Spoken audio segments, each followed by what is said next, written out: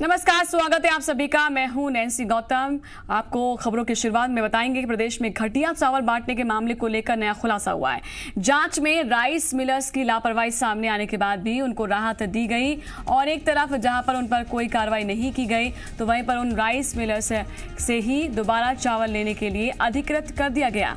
दरअसल बालाघाट और मंडला में घटिया चावल देने की केंद्रीय उपभोक्ता खाद्य आपूर्ति मंत्रालय ने 21 अगस्त को राज्य सरकार को रिपोर्ट भेजकर कार्रवाई करने के निर्देश दिए थे। इसके बाद राज्य विभाग के खाद्य विभाग ने अपने स्तर पर जांच कार्रवाई को पता चला तो मिलर्स ने 28 जिलों में यहां पर 73,450 मीट्रिक टन चावल गुणवत्ताहीन भेजा है, जबकि 60,217 मीट्रिक टन चावल अभी जमा ही नहीं कराया गया।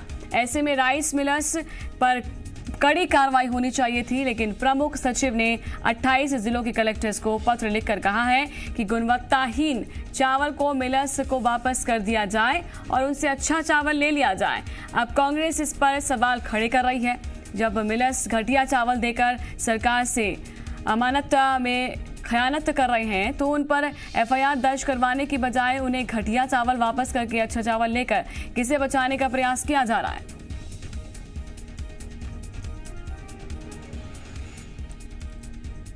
तो ऐसे में सवाल उठना लाजमी है कि आखिरकार जिन मिलर्स ने घटिया चावल दिए उनसे वापस घटिया चावल को देकर अच्छे चावल की उम्मीद क्यों लगाई जा रही है, उनके खिलाफ कड़ी कार्रवाई क्यों नहीं की जा रही। और कांग्रेस से भी इसको लेकर सवाल खड़े कर दिए हैं कि भाई जब जो मिलर्स घटिया सामान बेच रहे हैं उनसे क्यों उनके खिलाफ एफआईआर दर्ज करने की बजाय आप घटिया चावल वापस करके अच्छा चावल लेकर किसे बचाने का प्रयास कर रहे हैं, ये कांग्रेस ने सवाल उठाए हैं। तो राइस मिलर्स की लापरवाही यहाँ पर सामने आई और सीधे तौर पर ये मामला केंद्र की ओर से उठाया गया। तब राज्य सरकार जागी जिस पर ईओडब्ल्यू को जांच के आदेश। लेकिन इस बीच ये बड़ी जानकारी प्रमुख सचिव ने 28 जिलों को कि जो कलेक्टर्स हैं उनको कहा गया है कि आप जो खराब चावल है वो वापस कर दें और उस पर अच्छा चावल ले लें। इस पर ज्यादा जानकारी देने के लिए हमारे संवाददाता विवेक पटैया लाइव जुड़ चुके हैं।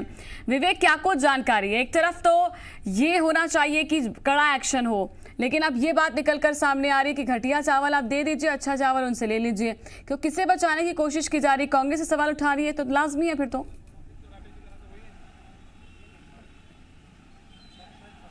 देखिए, पूरे मामले में अब इस बात को लेकर जो है चर्चा हो रही है कि आखिर ये चावल जो है गुणवत्ता विहीन जो है वो कितनी जगह पर बटा है। क्या सिर्फ बालाघाट और मंडला ही ऐसे जिले हैं जहाँ पर गुणवत्ता विहीन चावल बटा, या फिर और भी जिले हैं?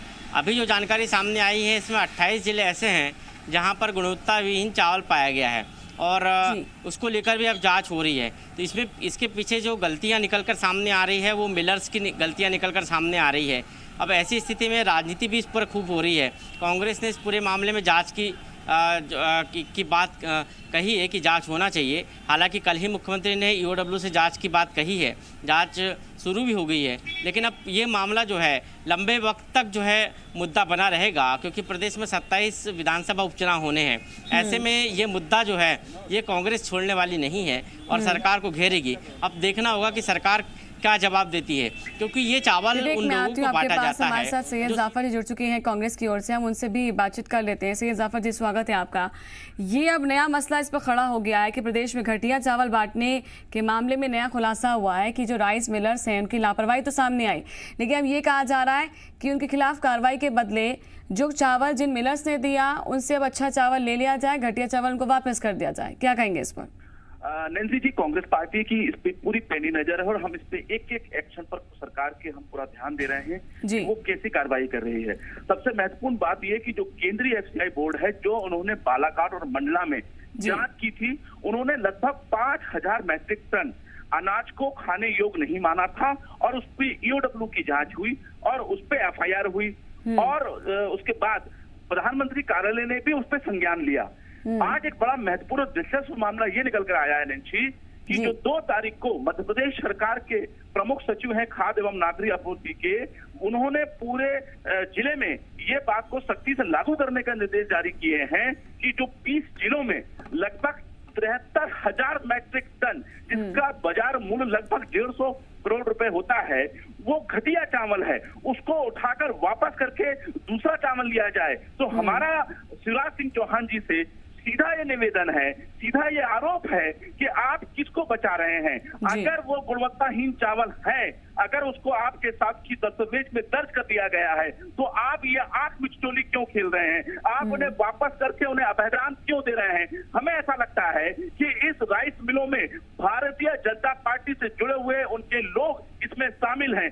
सीधे तौर पर नैन्सी, मुझे ऐसा लगता है कि जी न्यूज लगातार इस बात को 3 दिन से लगातार बड़ी प्रमुखता से उठा रहा है। अब इसमें नया मोड़ ये आ गया कि जो 73,000 मैट्रिक टन चावल घटिया और गुणवत्ताहीन है, जो शासकीय दस्तावेजों में संलग्न कर लिया गया है, उस पे सीधे एफआईआर क्यों नहीं हो रही है? ठीक है, सवाल कर लेते हैं इस पे। सैयद जाफर जी, आप बने रहिए हमारे साथ। रजनीश अग्रवाल जी हमारे साथ जुड़ चुके हैं बीजेपी की ओर से। रजनीश अग्रवाल जी, स्वागत है आपका। सर, इस पर ये सवाल उठ रहे हैं, कांग्रेस भी उठा रही है सवाल कि आखिरकार घटिया चावल वापस करके मिलर्स को अच्छा चावल लेकर आप किसे बचाने का प्रयास कर रहे हैं? देखिए, कांग्रेस का आरोप तो ऐसा ही है जैसे चोरी और ऊपर से सीना चोरी। कांग्रेस की कमलनाथ सरकार के दौरान गड़बड़ घोटाला हुआ, खरीदी वितरण भंडारण का काम उन्होंने किया। लॉकडाउन लगते से जिस प्रकार की जांच केंद्र की सरकार के द्वारा हुई, जो सैंपल सर्वे हुआ, उसके कारण इनकी पोल खुल गई। प्रदेश में भारतीय जनता पार्टी की सरकार ने सख्त कार्रवाई, एफआईआर हुई है, चाहे वो अधिकारी कर्मचारी हों, चाहे वो दूसरे व्यापार से जुड़े हुए लोग हों, किसी को बख्शा जाने वाला नहीं है। ईओडब्ल्यू की जांच के भी आदेश मुख्यमंत्री जी ने दिए हैं। जहां तक भी जैसे भी, चाहे कांग्रेस का कितना बड़ा नेता हो और कितना बड़ा भी अधिकारी हो, बचने कोई नहीं पाला है। और ये इसीलिए मैंने कहा कि ये चोरी और सीना चोरी करने का काम बंद करें, पश्चाताप करें, क्योंकि जहां देखो वहां 15 महीने के पाप इनके सामने निकल के उजागर हो रहे हैं। तिबनी के पुल का मामला हो कि तिबनी का पुल का भी ऐसा ही मामला हुआ, पूरा कार्य इनके दौरान हुआ। और जब पुल तैयार हुआ उसके बाद में हस्त्र उसका क्या हुआ, वेनगंगा पर बने पुल का सबने देखा है। तो ये भ्रष्टाचार का खेल, ये लूट मचाने का सवाल ये उठ रहा है ना कि घटिया चावल देने पर मिलर्स को आप डिफॉल्टर घोषित क्यों नहीं किया गया, ये एक सवाल उठ रहा है। सैयद जाफर, आप कुछ कहेंगे इस पर, क्योंकि आरोप तो सिर्फ सीधे आप पर लग रहे हैं कि आपकी सरकार में सब कुछ हुआ था। मेरा इसमें बड़ा संक्षेप सा निवेदन है। मैं कहता हूं कि मैं इसे कांग्रेस पार्टी और बीजेपी के चश्मे से बिल्कुल नहीं देखना चाहता, क्योंकि ये जो चावल दिया जा रहा था, ये मध्य प्रदेश के उन गरीब परिवारों को दिया जा रहा था जिन्हें की शासन के द्वारा ये सुविधा उपलब्ध कराई जाती है। मेरा निवेदन सिर्फ इतना है कि अगर 73,000 मैट्रिक टन चावल गुणवत्ताहीन है, अगर वो खाने योग्य नहीं है, तो आप उसको वापस क्यों कर रहे हो? वापस करने के साथ साथ आप उन पे एफआईआर दर्ज क्यों नहीं कर रहे हो? और रजनीश जी, मैं आपसे निवेदन करना चाहता हूं, अगर कांग्रेस पार्टी का कोई मंत्री विधायक अगर शामिल है तो मैं चाहता हूं कि उसके ऊपर एफआईआर होनी चाहिए। मैं आपसे मांग करता हूं कि इस मुद्दे को कांग्रेस या बीजेपी के मंत्री या विधायकों के रूप में ना बचाया जाए। आप लाइए सामने और नाम लाइए कि इस अधिकारी और इस मंत्री के संरक्षण में ये घटिया चावल मिलर्स से सप्लाई किया। रजनीश अग्रवाल जी, किसको बचाने का प्रयास सीधे तौर पर आरोप? मुख्यमंत्री कमलनाथ सरकार के जो मंत्री होंगे या मुख्यमंत्री होंगे या अधिकारी होंगे, जो भी होंगे, जांच में दोषी निकल के आएंगे। रजनीश अग्रवाल जांच एजेंसी नहीं है, जांच एजेंसी तमाम प्रकार के जो अपराध का अन्वेषण करती है वो हैं और वो करेंगी। एफआईआर हो चुकी है। और जो मैंने कहा कि क्यों नहीं कांग्रेस भाजपा लाए, कांग्रेस की सरकार में गड़बड़ घोटाला हुआ तो कांग्रेस सरकार का दोष होगा, कमलनाथ सरकार का दोष होगा। आपकी जिम्मेवारी थी कि इस प्रकार की खरीदी और इस प्रकार का भंडारण और इस प्रकार का वितरण ना हो, सुनिश्चित करने का काम किसका होता है भाई? चुन के क्यों आते हैं, बैठते क्यों है सरकार में? लेकिन सवाल ये उठ रहा है ना कि अब मेहरबानी क्यों हो रही है मिलर्स के ऊपर, उनको डिफॉल्टर घोषित क्यों नहीं किया जा रहा? तमाम पक्षों पर किसने कहा एफआईआर नहीं हुई है? किसने कहा कि एफआईआर नहीं हुई है? मैंने कहा कि मुख्यमंत्री जी ने ईओडब्ल्यू को भी केस सौंपा है, वहाँ जो निगम के एमडी हैं उन्होंने भी जानकारी दी है। तो क्या एफआईआर की कॉपीज उपलब्ध है? इनको उस पर कोई भरोसा नहीं हो तो ना हो, इनके भरोसे का थोड़ी समझौता करने वाले हैं। ठीक है, मैं पुनः एक बार कहना चाहता हूँ रजनीश जी, आपको मैं बधाई देना चाहता हूँ कि आपने बालाघाट और मंडला के 2 जगहों पर 5,000 मैट्रिक टन, जिसको केंद्रीय समिति ने गुणवत्ताहीन माना था, खाने योग्य नहीं माना था, जानवर के खाने योग्य माना था, उस अनाज पे आपने एफआईआर कर दी। हम इसका स्वागत करते हैं, आपको धन्यवाद देते हैं। हम आपसे एक छोटा सा सवाल कर रहे हैं, हो सकता है कि हम जल्दबाजी में आपसे सवाल कर रहे हैं, हम आपसे कल भी कर लेंगे, लेकिन हमारा सवाल ये है कि जो जी न्यूज अभी दिखा रहा है कि 73,000 मैट्रिक टन जो खाने योग नहीं है उसको आप वापस तो कर रहे हो, उन पे भी एफआईआर करो। ये मेरा सवाल है रजनीश जी। और अगर उसमें कांग्रेस या बीजेपी के लोग शामिल होते हैं तो आप उन पे भी कार्रवाई कीजिए। मैं आपसे ये निवेदन कर रहा हूँ। 73,000 मैट्रिक टन। जी नैन्सी जी, रजनीश अग्रवाल जी क्या कहेंगे इस पर, आप बताइए। देखिए, कल मेरे दोहराने की आवश्यकता तो मैं फिर दोहराता हूं। कल मुख्यमंत्री जी ने स्पष्ट कर दिया कि ये मामला जहां तक जिस तक जाएगा उस तक जांच जाएगी।